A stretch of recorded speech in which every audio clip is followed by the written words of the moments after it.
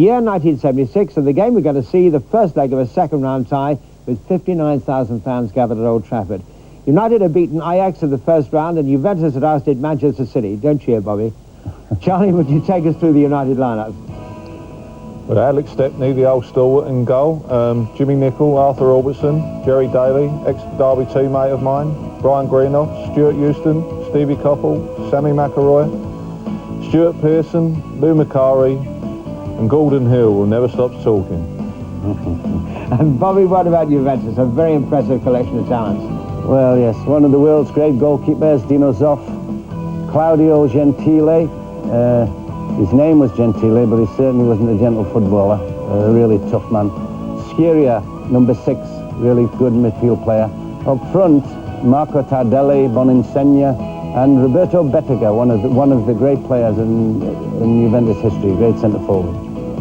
The highlights now of Manchester United versus Juventus, with commentary by Barry Davis. Referee is a West German, Ferdinand Bibassi.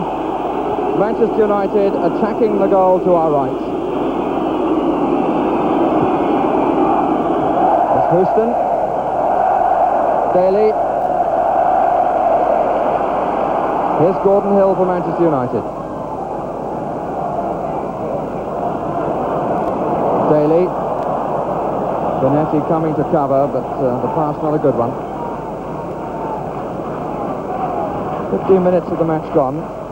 United haven't yet shown their real zip. A bad performance on Saturday and seem to be suffering a little bit from it at the moment. Here's Forino. Here's Tardelli. Calzio coming in. And here is Calzio! Oh, and he hit the post with a gift that he was given for the nonsense between Houston and Greenough. That could have been so costly, and United was so lucky. Houston.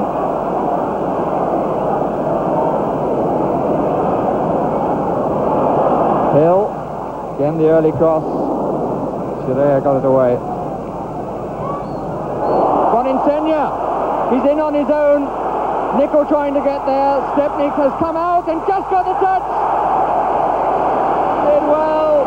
Oh, how reminiscent of the European Cup final. Stepney faced with a man on his own. It was Eusebio then. It was Boninsegna now, and Stepney came back, went forward, came back, and was in the right place at the right time to touch it away for the corner. Playing as well as ever. Tardelli. Say it again, my Stepney. Yeah, the majority of these Juventus side were in the Italian national side, so I mean, we're clearly seeing how good they are, Bobby, now. Yes, well, they're too good to actually make defensive mistakes like it's already happened. I mean, they should have been to it now. Fortunately, you know, Alex Stepney, who had great hands, he was a terrific goalkeeper, you know, and he always had a chance 1 against 1. But that was an absolutely sensational save that kept United in the game. But two defensive mistakes, really, that should have cost them the match. Nicholl. Found his place again.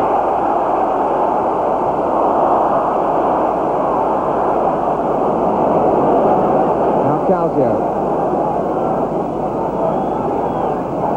Well nicked by McElroy.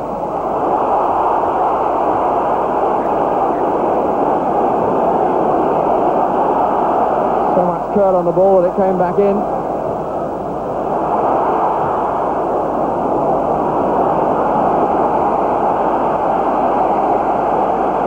Crowd sensing that this is the moment to lift United. Daly. Nicholl.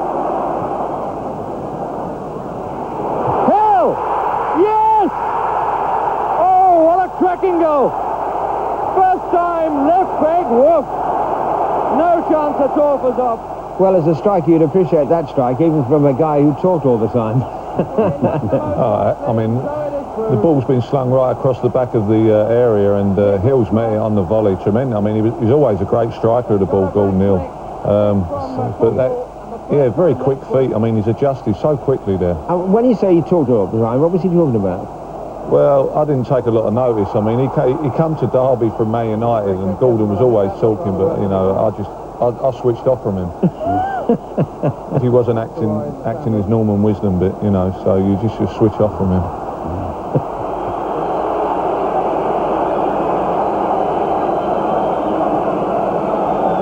Brunetti and Furino have varied the marking of the two midfield men. It came off the other one, who was marked then by Furino, and a corner. Furino going to complain to the referee. There's a player down who I think is Morini, who certainly has got a bang in the eye.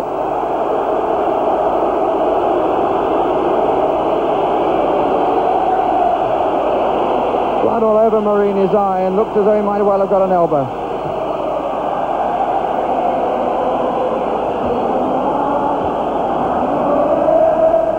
You can look at the move again. It's McElroy with Gentile.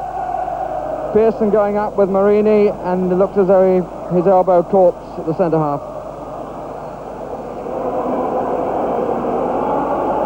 It's the Juventus doctor coming to look.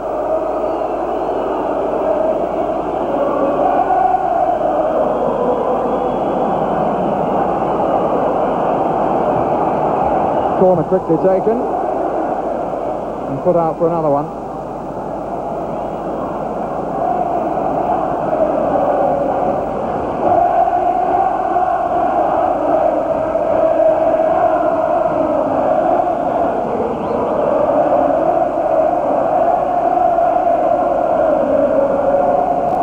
Boninsenio has come back to mark Pearson.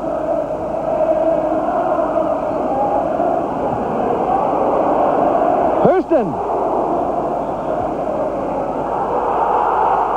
And free kick given against Pearson for backing in, and the yellow card came out.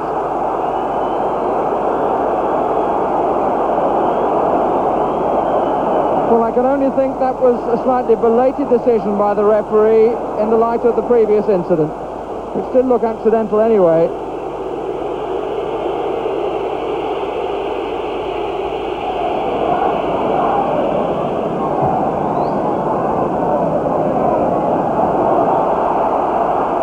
And a free kick against Boninsenio.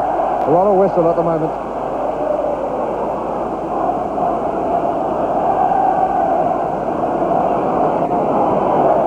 Jimmy Nicholl for United. Pearson. And what about that? Referee playing it on, but Boninsenio left the mark then on Pearson. Hill given offside. But that's a clear example of a tackle that had nothing to do with the play at all by Boninsenio on Pearson.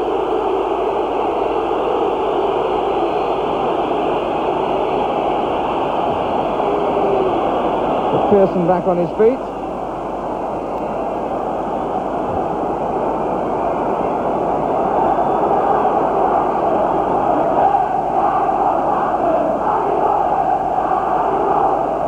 The crowd certainly a little unhappy with the referee.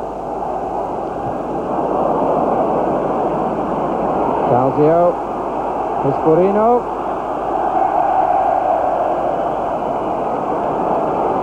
Important time for United to keep their concentration. Pearson has now recovered, and recovered fairly quickly, to tell the truth.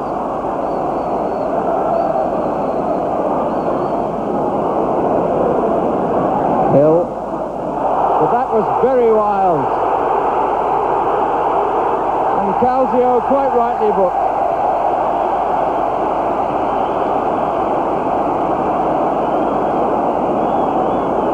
Look at the incident again. Hill had brought it down. In came Calzio, and he was way, way late on the challenge.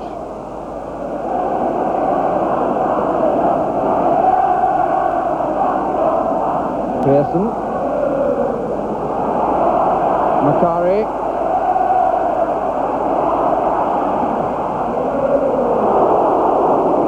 Good job for the Italians that Chirea didn't make contact with that. 5 minutes of the half remaining. It's a half which is pretty close to boiling point at this moment.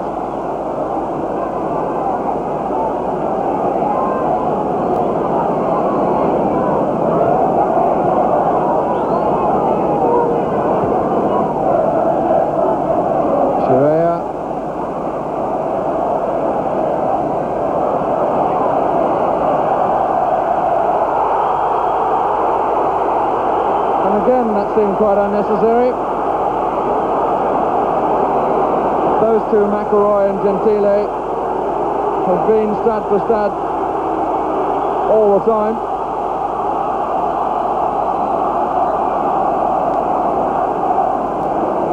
Green off for United.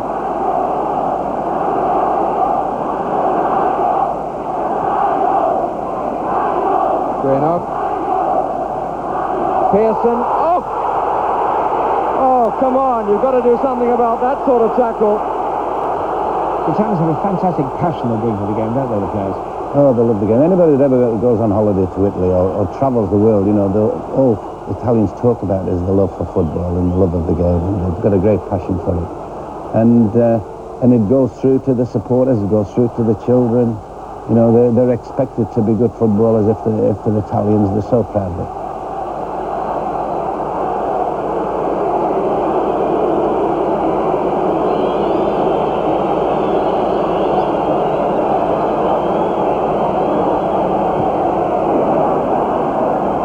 Couldn't get there. Koppel! Wanted the corner, but it was a fine effort by Steve Koppel. Houston couldn't make the header, but it came out to Koppel. Hit it well with his left. May well have been an offside decision against Pearson.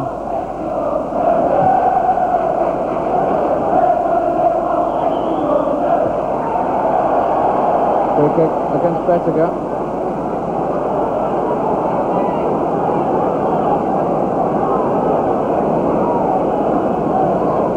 Two minutes of the half remaining.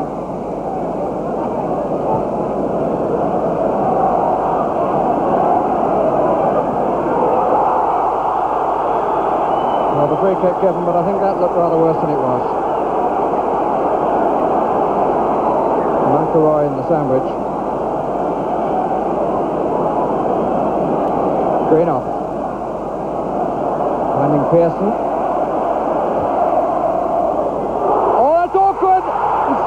Kept out twice. Zoff losing it.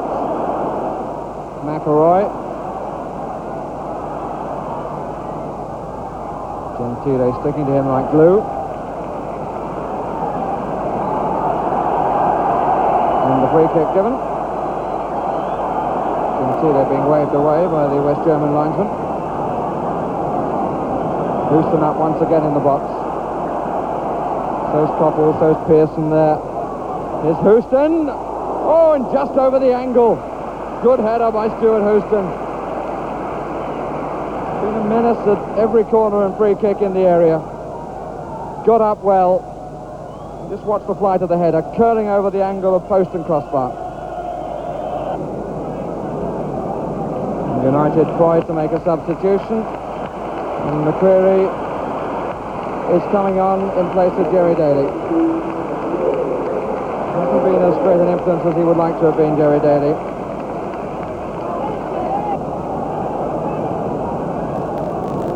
Benetti going on ahead of the ball carrier. Bettiger, Boninsegna, Bettiger. Too much space here. Greenoff ending it.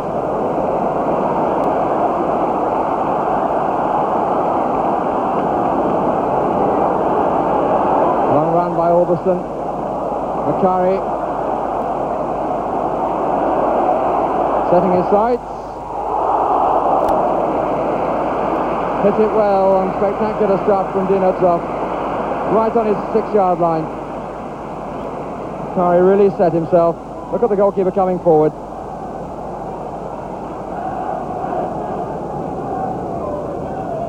Benetti. Furino. Both former internationals in midfield for Italy. Tardelli. Bettiger. Boninsegna. Good try, and Stepney just able to kill the bounce, which he watched with great caution. Now is the chance surely for United to spring back. McElroy screaming for it far side. And taking on Sharea. Just turned away. Goal kick. They sprung a bit then, United. McElroy coming inside Shureya, but his shot going wide. Goalkeeper didn't touch it. Gentile.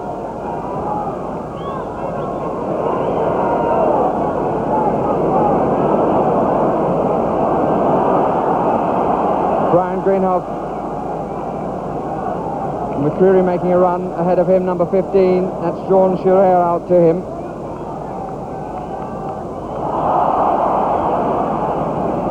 Topple obstructed.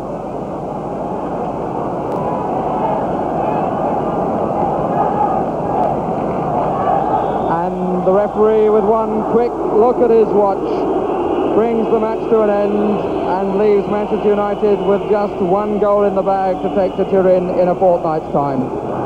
And would it be enough? Well, it wasn't. Juventus won the second leg 3-0, then indeed went on to win the UEFA Cup. And as you said, Charlie, it's a very young United side too. Yeah, I mean, looking at the actual game, I mean, there was, you know, vastly experienced Juventus, and you look at the Manchester United side, and I think probably they was babies in comparative, you know, 21, 22, 23s. It was a very young side at that time. It was just sort of getting together. It's still good to see English clubs and European clubs actually meeting at that point. You know, we haven't seen so much of it, and yet English clubs have won more European trophies than any other country. Yes. Or British clubs, rather. Yes. But I don't know what happened, but something happened along the way, you know, and we lost our way. Games like that where teams defended well against us, and we still persisted in trying to play the aggressive way going forward all the time, which eventually didn't prove to be enough, and we've had a bit of a slump with regard to European competition. So hopefully, you know, we've learned our lesson, and we try and play more European style when we go to play in matches like this, certainly when we travel, and I think that we're on the up again. I think that we've got this respect back, that people are a little afraid of playing English teams again. Which Charlie, what was so special and so enjoyable about those evening games? It's very difficult, you know, as Bobby said earlier. I think it was probably the supporters, everyone, you know, rushing home from work, actually getting to the game. And I mean, when you used to travel to the game, you could see the the hustle and the bustle of people actually going to the stadium. It was just something in that. It wasn't the same if it was an afternoon game, but if an evening game with the floodlights on, and you see this people smoking their cigarettes, lighting the matches through the stadium, and you know, it was definitely a buzz. But would there be a different atmosphere in the dressing room? In the home dressing room? I would think for any European tie, I mean, you want to go out, as Bob said, you know, you was sort of representing your country more than actually the football club, you know. It was something you wanted to show. That little bit, something extra, just that little extra. And of course it was a great chance for players in this country that were not internationals to play against the great players of the other countries. Absolutely. Some of the teams we've seen, you know, they had some great international players, and personally for myself, when you're playing against these type of players, you want to show what you can do, even though you wasn't an international yourself. Casting your mind back to that period, Charlie, there must be a wealth of stories and anecdotes that come to mind. Is there one that... Stories. I remember a story when it wasn't a story. Tommy Docherty come to Derby, and we were playing Ipswich, actually. We was playing Ipswich away, and we'd had a game of cards the night before, and I'd put Jerry Daly's suit out on a car, and it had frozen over, obviously, in the morning. And Jerry went to wake up in the morning to put his suit, and obviously it wasn't there, and he realised it was out on the car in the car park. But